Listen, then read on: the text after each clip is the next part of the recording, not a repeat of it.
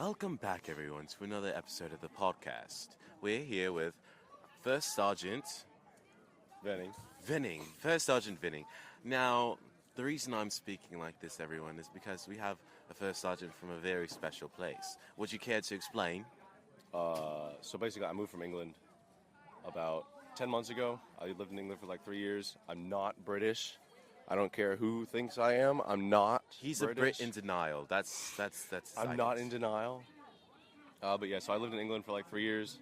My dad was stationed in 2 different places. He was in the Air Force. So, would you say that your dad inspired you to be a part of Civil Air Patrol?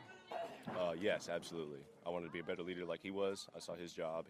He did a really good job at it, and I was like, I want to be like that. So, what do you want to be when you get big and strong? Big and strong. I think I would like to be a pilot. I've been kind of iffy about it recently because, like, I don't know exactly what I want to do or what I want to fly, but I think I like flying. I think I want to do that.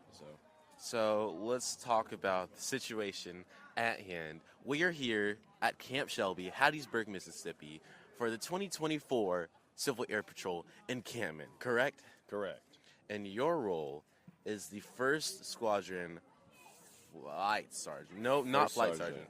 First Sergeant. There we go. First Sergeant. Squadron 1's First Sergeant. Yep. So explain that role and kind of tell us like why you wanted to do it. Okay, so First Sergeant is basically it's like a caretaker for all the people, for everyone in the whole squadron. Like, my job is to give my time to you guys. So like every single one of these kids out here, they're under me. I take care of them. I take care of them personally. I take care of them mentally, and I train them, and I train my flight sergeants and flight commanders as well. So I kind of have a lot of different things to do. Miscommunications happen a lot. My job is to make that not happen. So I have a lot of different things under my belt. But yeah, and I want to do that because I saw the first sergeants in the real Air Force. We got talked to back in England. We got talked to by a couple first sergeants, and I was like, that job sounds like my kind of thing. I want to take care of my people. I love my people. I want to take care of them, and that's the kind of job that would fit for me. That's a cool job. So you like, in a not unprofessional way, but Uncle Venning. Uncle Venning? I don't know about that one. So I kind of want you, since you're kind of like the caretaker, go through what happened today. So explain everything that happened today from waking up to where we are now. So 5:20ish, we all got out of bed, super sleepy because we didn't get nearly enough sleep. And then 5:40ish, we woke them up loud as we could, super high intensity, and then make sure they have everything they need for the day.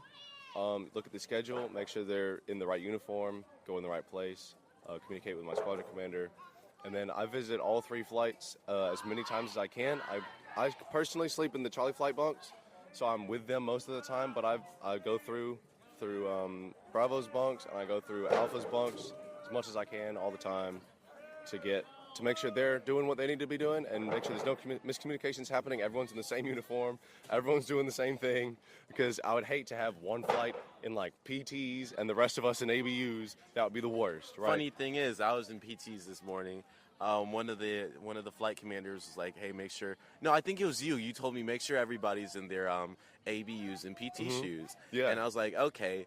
As I was walking in PTs, I was like, so it was like, that's my job, to make sure miscommunications don't happen. So like, yeah, and make sure everyone's, the same and not, messing up. So my job was this morning specifically, I took it to, take care of my flights, all 3 of them. It's a really hard job to get to all 3 because they live in different places.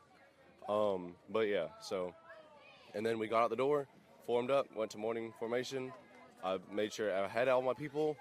Always constantly checking for accountability, making sure we don't lose anyone, because that would be, the worst. Yeah. Just have one kid just go missing. In Camp Shelby, of all places. And, yeah, here of all places, completely foreign place. Huge. Yeah, so make sure I have all my people, make sure they're all taken care of, make sure my flight sergeants and flight commanders are doing their job, and then we marched here. Yeah. Where is here? It is LRC. I don't remember what that stands for. The Leadership Course, something course. I don't know what the R stands Leadership for. something course. I think somebody's trying to whisper it to us. Yell it. I, Oh, leadership reaction course. I knew course. that. Thank you. I knew that totally, 100%. But yeah, so we're doing this now. We're doing kind of like obstacle course looking things. And I think they're all doing really well. I think one kid fell in the water already. Unfortunate, but like it happens, I guess. That's why we're wearing the sneakers and not our boots. So it's basically like a Civil Air Patrol wipeout. Absolutely. You remember that show? Yeah. I used to watch it all the time at my grandma's house. I loved it. But so the leadership reaction course basically inspires leadership and teamwork among each flight, because each flight does one course and switches out from time to time. But since it's a leadership reaction course, what if we had a little bit of different roles for each flight? What if we had one cadet in a flight like take the role of a flight sergeant? What would they do for their flight in that specific course? For example, if we had a flight sergeant, they'd be the one in the flight, basically, telling everybody what to do. I think that's what they do. So Yeah. So the way the leadership reaction courses are working, from what I've seen, I've been walking around my flights looking. A lot of the time, one cadet or maybe two happen just naturally take charge, and they form up their group, get them into an organized party of people. One would call a team probably, and they get the job done as efficiently as they can. Definitely more efficiently than if no one took charge. If everyone's trying to take charge at the same time, then it creates chaos, and that's the whole point of this is to develop leaders, right? Is to show your skills as a leader.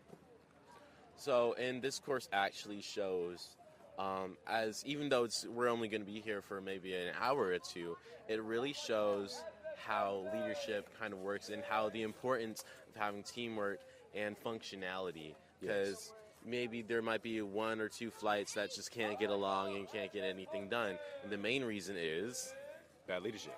bad leadership. Or they just can't get along. Everybody wants to be the leader. Or that, yeah. Well, yeah, so it's good to see, the leadership skills developing, especially from, day 0 to day 3, which is now. It's a huge jump. Like, the way they're working together now is it's insane. Yeah, I'm super proud of them.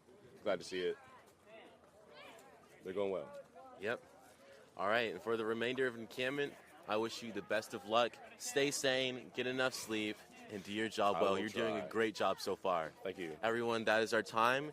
This is Chief Venning, First Sergeant of the Squadron 1 Training Squadron. Yep. Thank you. Thank you so much for your time.